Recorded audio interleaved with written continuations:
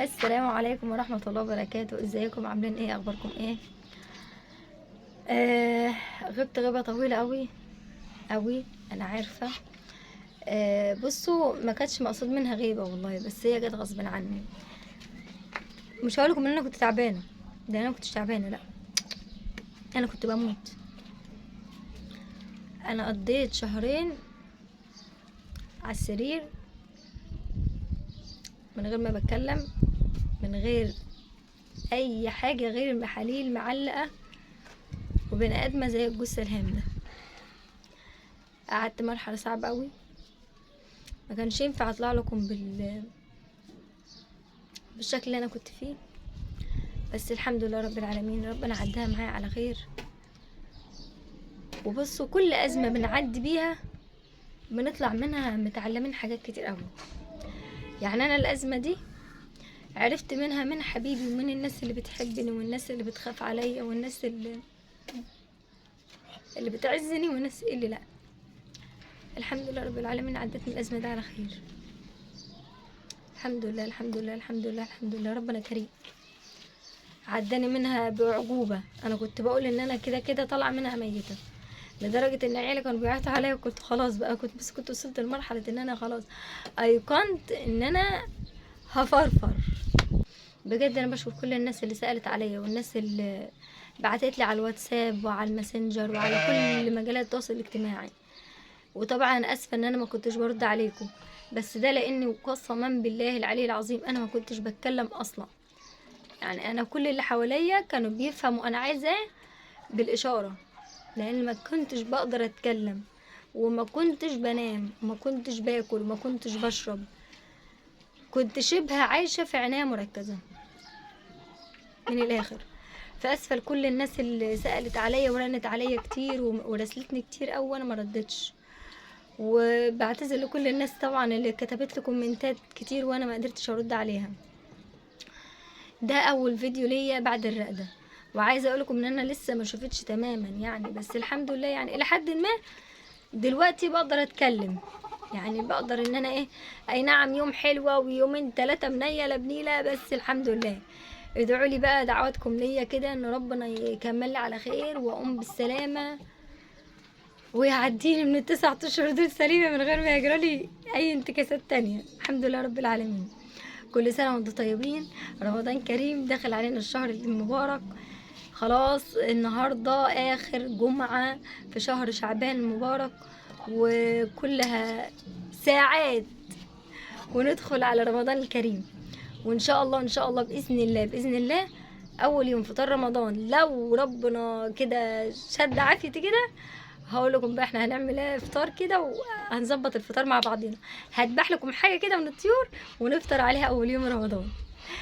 كان في طلب مني كتير قوي قوي قوي، بس لو وصلت لحد هنا صلي على الحبيب المصطفى الغالي. ودعوتكم لحبايبنا في اهل غزه وفلسطين، ربنا يا رب ينصرهم من عنده. يعني احنا ما فيش في ايدنا غير الدعاء ليهم. وكان في طلب مني كتير قوي اول الفتره اللي فاتت، او الفتره فيما قبل يعني الانتكاسه والموت اللي انا كنت فيه. عايزين التزيين او التصغير. في ناس بتقول عليه زقمة البط وفي ناس بتقول عليه زغطة البط. كان المفروض ان انا ازقم البط من شهر عدى علشان اقدر اذبح منه في رمضان، بس بما ان الحمد لله يا رب، يعني الحمد لله الحمد لله يا رب، يعني ان انا حصل اللي حصل فما قدرتش ازقم البط. وهزقمه دلوقتي. احنا كده كده الناس طول السنه بتاكل، يعني احنا مش خلاص، يعني السنه ما وقفتش على رمضان بس في الاكل ده طول السنه. فهنزقمه اليومين دول، وعاد بقى اللي يجي في اخر رمضان يجي، واللي ما يجيش ما يجيش وبراحته يعني. تعالوا بقى صلوا على النبي ونشوف هنزقم بيه. انا بدات معاكم من الاول خالص، مش هزقم الفيديو ده ماشي، بس هقول لكم الاول اللي هنبقى محتاجينه. بصوا،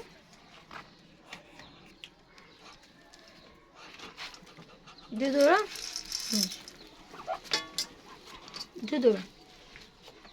انا هنا عامله نص بالنص، يعني زي ما انتم شايفين الصينيه اهو، نص فول ونص ذره. تمام. تقدري تزقمي بذره لوحدها، وتقدر تزقمي بتلت فول وتلتين ذره. بس انا عشان اديلي فتره بوكلهم دشيش، فمش هزود ذره كتير، كفايه الدشيش اللي هما كانوا بياكلوه. فعشان كده بزقم بنص فول ونص ذره. الذره بتزود الدهون في البط، والفول بيدي لحمه حمراء. فانت لما تمشي نص ونص احلى. ومحدش يستسكى ويقول نزقم فول صافي، صعب تزقم فول صافي. التكلفه بتاعته عاليه قوي، وزائد كده كمان هضمه ما بقاش سهل برضو لما يبقى الفل لوحده. البط بيتعارك مع بعضها، عشان كده عماله ببص عليهم. هقول لكم دلوقتي انا اللي هنزقهم ان شاء الله باذن الله. طبعا انا اسفه على اللبانه، بس عشان عندي مشكله كده، عشان ما اعرفكوش، بس فقلت اكل لبانه احسن، عشان هي بقى هدير بتقولكم عشان هي بتتف. ماشي يا هدير. يبقى انا هنا جايبه نص كيلو فول قصاده نص كيلو ذره. هنعمل ايه؟ ما ينفعش ازقق منه دلوقتي على فكره، ما ينفعش ازقق منه دلوقتي خالص.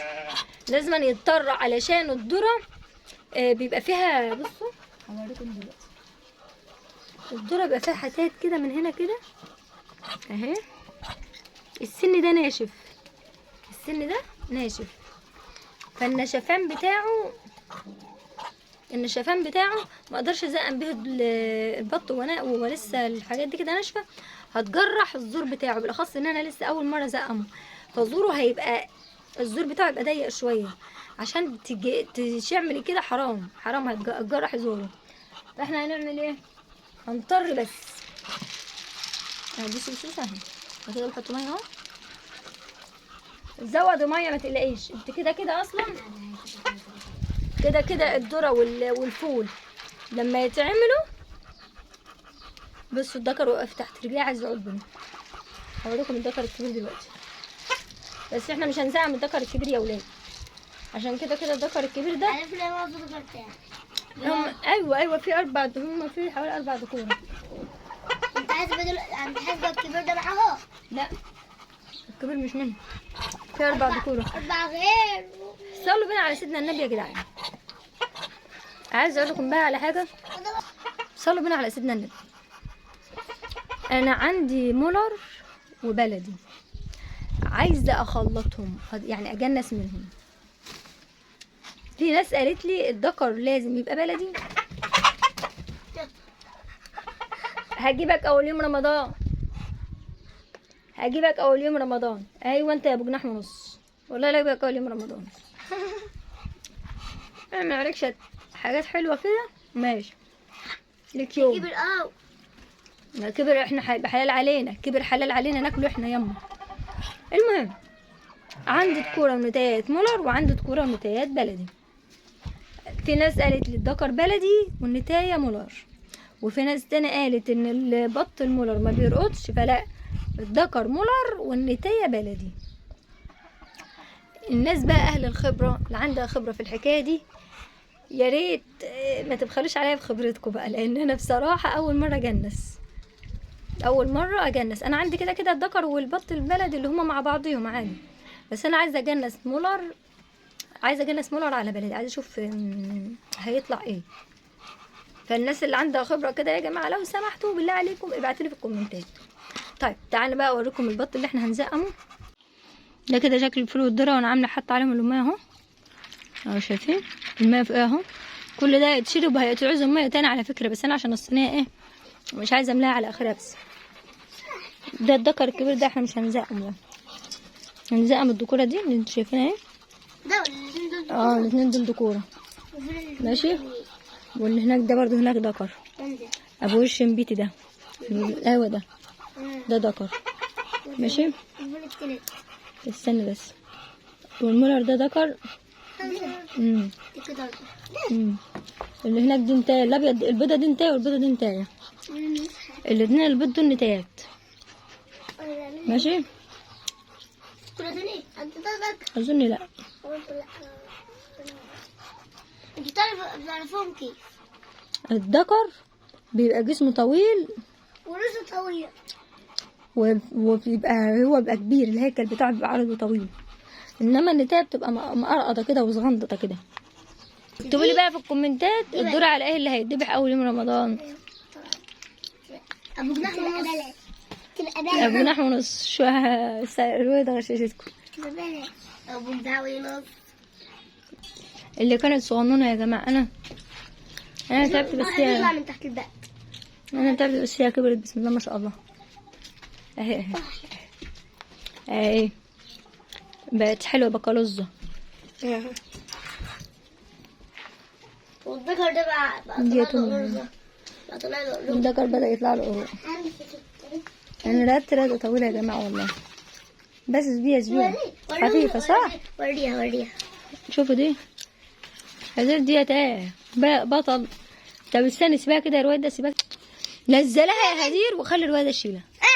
لا النبي شوفوا الخبة التقيلة. جدع يا هدير عشان تبقى انت تطلع تمسكية. سيبها بقى.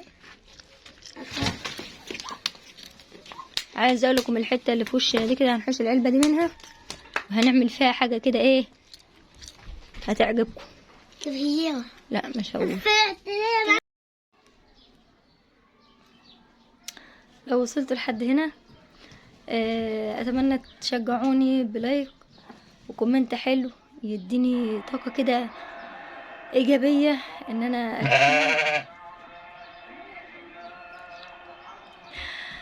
لان بجد الفتره اللي فاتت انا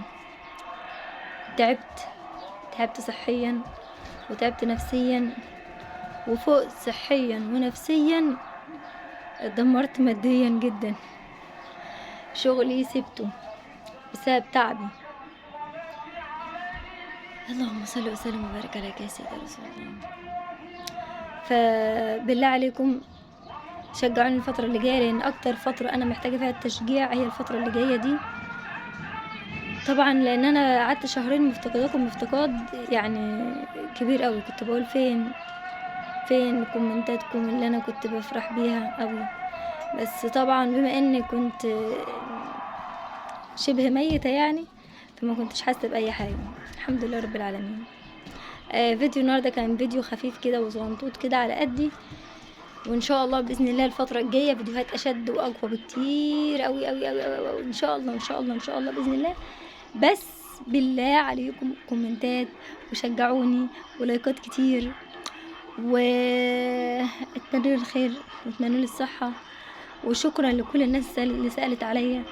شكرا لك يا كيان لقيتك رن عليا كتير قوي ومرسلاني كتير قوي.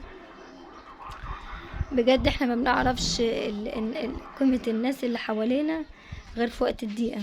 الحمد لله رب العالمين. الحمد لله رب العالمين انه خلاني عرفت مين الناس اللي بتحبني قوي ومهتمية لامري ومين الناس اللي انا مش فارقة معاهم.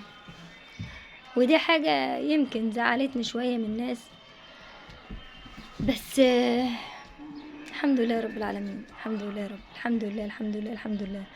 ربنا يجعلنا من الحامدين الشاكرين. قول اللهم امين. وكل سنه وانتم طيبين مره كمان. وعايزه اشوف تعليقاتكم الجميله على الفيديو لحد ما انزل لكم الفيديو التاني وان شاء الله باذن الله يكون في اقرب وقت. مع السلامه. واتمنى دايما اكون معاكم واتمنى دايما اشوف تعليقاتكم الجميله اللي زيكم ان شاء الله باذن الله.